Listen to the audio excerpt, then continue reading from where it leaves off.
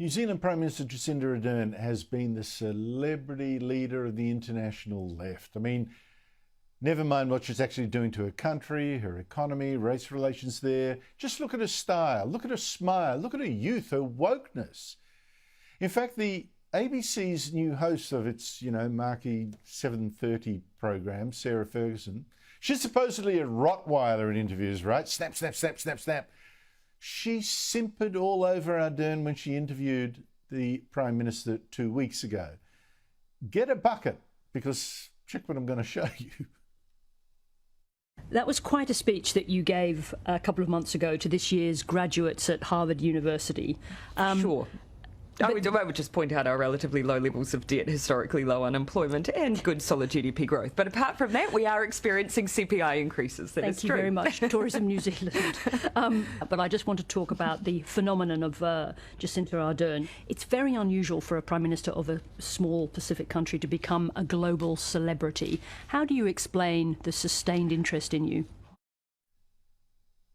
Tell me how wonderful you are. How do you manage it? I mean, seriously.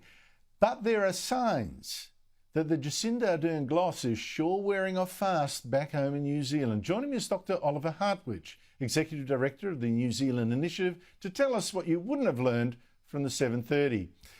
Dr. Hartwich, thank you for your time. In Australia, we think we've got a huge problem with inflation, 5.1%. We're really worried. New Zealand's inflation is not 5.1%, it's 7.3%. Why is that? You're right, Andrew. It's 7.3, and that's just the official figure. It would have been probably 7.8 or maybe 8% had the government not delivered a temporary tax cut for fuel. So we are now looking at an inflation scenario for New Zealand, which is among the highest in the world. And you asked, why is that? Well, two factors. One, the government is spending a lot, and it has actually spent a lot more since COVID.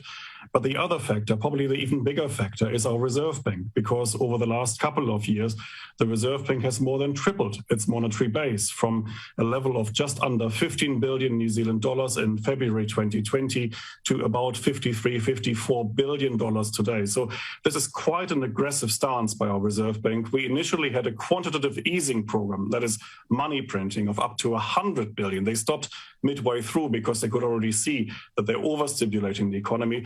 But they're still stimulating the banks. They are still doing a so-called funding for lending program. And that means they're flooding markets with cash. That cash is trickling through the economy. And that's why we have this inflation in New Zealand.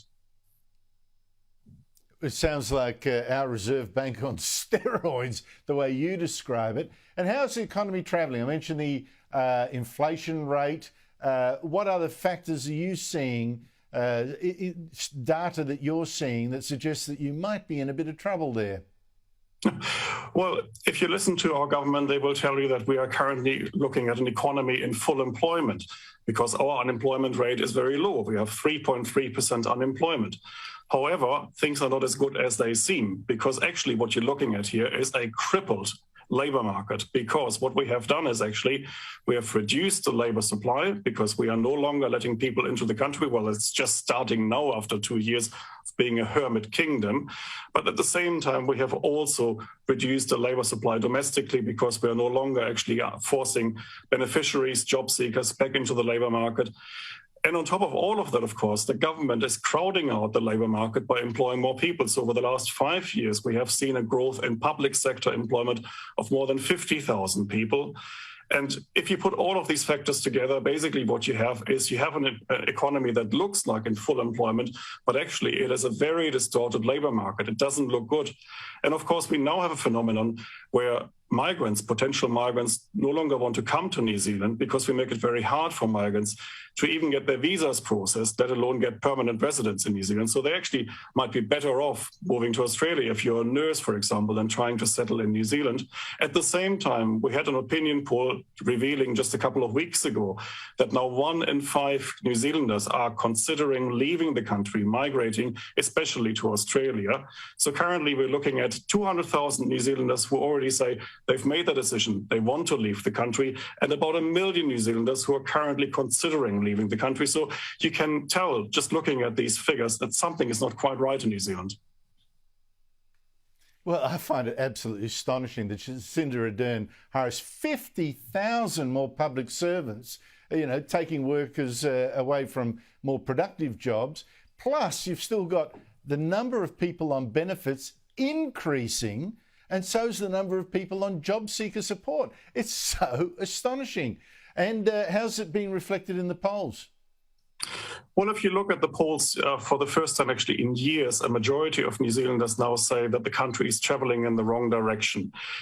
Actually, during the first COVID lockdown in March 2020, 77% of New Zealanders said the country is going in the right direction, believe it or not.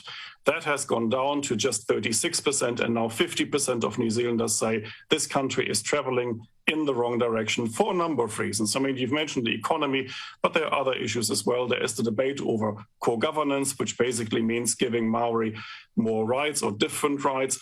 And so New Zealanders feel that something is brewing up in this country, and they're increasingly unhappy. And if you look at the polls, it is reflected in the most recent polls. We had majorities for the opposition. We still have about 14 months to go to next year's election, but the way the country is traveling with the economic crisis on the horizon and building up, the next year's election is the opposition's to lose. Yes, well, I think that the race politics, which we've covered a few times, you won't find a coverage of that in the ABC, is very seriously worrying. Oliver Hartwich, thank you so much indeed for your time.